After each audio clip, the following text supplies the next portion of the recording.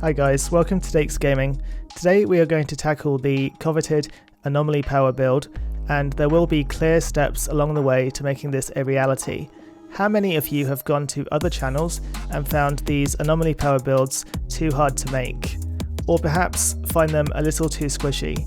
If you're having a specific issue, put it in the comments, let's talk it out and see where I can provide guidance and advice. By the way, I do my utmost to reply to all comments, so I will do what I can to help. If you find the content helpful, liking the video helps me out in such a big way, and when you subscribe, you're going to get a lot of value because you'll be able to learn about the builds I do, the tips and tricks, and so much more. I'm also running a competition for a gift card of $25 or pounds for one of the following: PlayStation, Xbox, or Google Play. And at the moment, these guys are having it really easy as there aren't that many entries, so check it out and get involved. Firstly, let's go over the important things. These include the armor that you need, the weapons that you need, the skills to use, and the skill tree. Firstly, for the armor, you are going to want the Edge of Time set. There are some which are pivotal to making this work in a good way, and others not so much. So I'll tell you which ones that you need, and then you'll need to obtain them. Don't worry, this is easy to do when you use the Noah farm, where you do your 10 monster hunts and get a guaranteed legendary. If you don't know about the method to get the legendary that you want, then let me know in the comments or check the description for more information and I'll be able to help you out. First up is the Goggles of the Edge of Time. This one is pivotal as it provides huge buffs to your temporal blade, where you get an extra 50% extra damage. I decided I wanted 2 slashes, so I went for the slasher mod. I'll explain later how this ties in with the build. The second one that you need is the Armor of the Edge of Time, because it provides a 21k increase to the base damage of Cyclone Slice. I've also paired it up with Power Assimilation for the added Anomaly Power boost of 11k per elite on the field, which is fantastic as you'll always come across these as you go through the maps, some in greater quantity too. For example, in Chem Plant, there are rooms where you'll have anywhere up to 5 elites on the field at the same time, so that's up to 55k extra Anomaly Power gained. Worth it? You bet.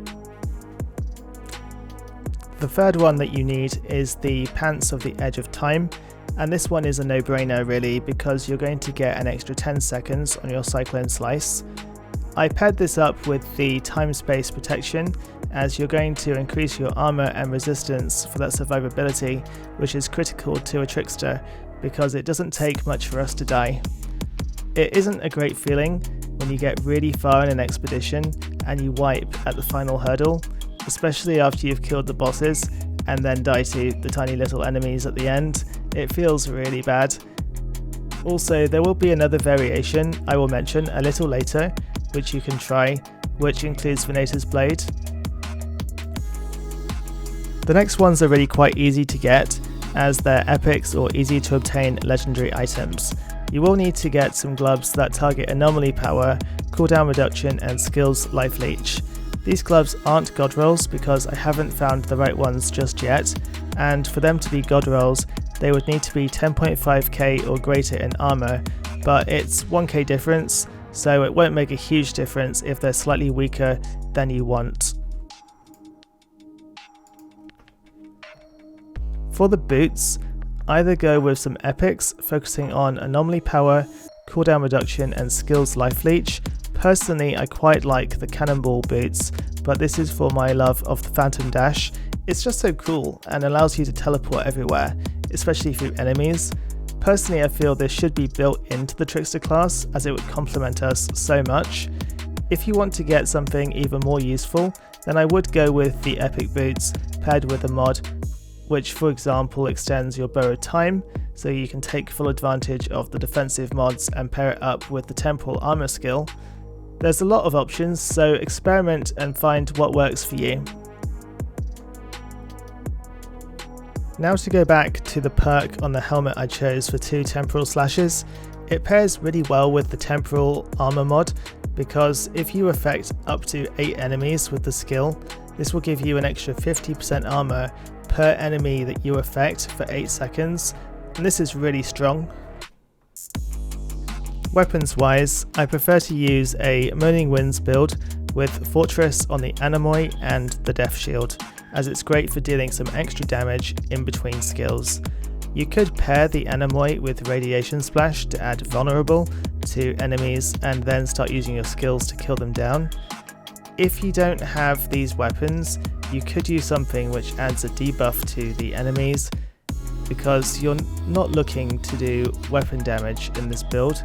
You're doing a build around anomaly power, so weapons in effect are a bit useless, apart from weapons that can do some quick damage with minimal effort. Now let's get into those skills that you'll be using. First up is the Temporal Slash. It deals a huge amount of damage with really short cooldowns, even more so when you use the Cut Loose mod for the 20% cooldown reduction. You'll get a ton of armor from the Temporal Armor and deal 50% more damage with the Double Slice mod. This is an extremely valuable skill to use. Next up, we've got Borrowed Time. The reasons behind this is because Borrowed Time is amazing for survival. You can boost your armor massively pairing it with the Time Borrowed Protection, where you get 146k armor and 30% resistance while the skill is active. It lasts for 28 seconds and you can double that if you use Stretch Time, so that's nearly a minute worth of buffs. If things get sketchy, you can teleport out of danger by activating the skill once more.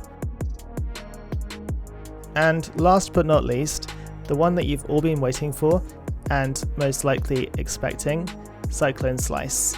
This is really great for a number of reasons, and again will pair with mods defensively but also offensively. Grand Bastion will grant you a 40% reduction to anomaly and weapon damage. Pair that with Borrowed Time and that's a total of 70% reduction in damage overall from weapon and anomaly power. That's huge and also great for dealing with these horrid snipers that you'll see in the distance. You will get an extra 10 seconds of the skill from ultimate duration and an extra 21k damage on each hit with Wind Slash. I mean really, what else is there to say? It's an absolute beast, and you'll have ultimate survivability too.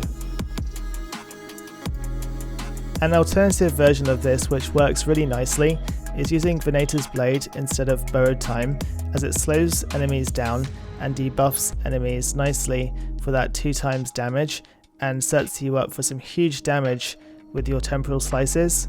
You could leave the armor mod originally on the armor of the Edge of Time on it, and this works really nicely for expeditions where you have enemies shooting at you.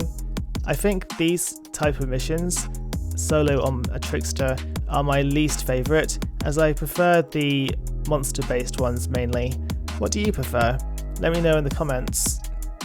Oh, and even better, because you've used a complete set of the Edge of Time armor, your Temporal Blade and Cyclone Slice will deal 100% more damage too. Finally, let's go into the skill tree because this is quite important.